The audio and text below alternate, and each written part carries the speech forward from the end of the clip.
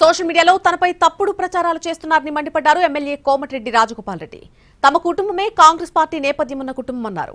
Party మారుతున్నానని జరుగుతున్న ప్రచారంలో వాస్తవం లేదన్న రాజగోపాల్ రెడ్డి తాను తన కుటుంబం అంటే గిట్టని కొందరు వ్యక్తులు చేస్తున్నటువంటి ప్రచారమని కొట్టిపారేశారు.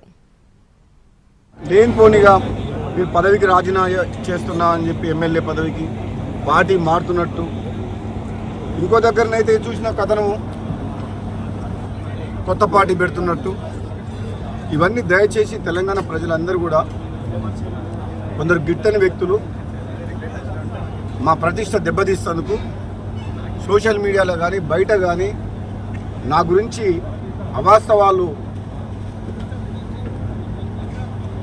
ట్రోల్ చేస్తారు. కాబట్టి దయచేసి నమ్మొద్దు. నా నోటి నుంచి ఏదన్నా వస్తే తప్పితే నా రాజకీయ నిర్ణయం కానీ నా భవిష్యత్తు కానీ నేను ఏదన్నా చెప్పదలుచుకున్నప్పుడు మీడియా సమావేశం బట్టి చెప్తా తప్పితే అప్పటి వరకు ఎవ్వరు కూడా నమ్మొద్దని చెప్పి తెలంగాణ ప్రజలందరూ కూడా విజ్ఞప్తి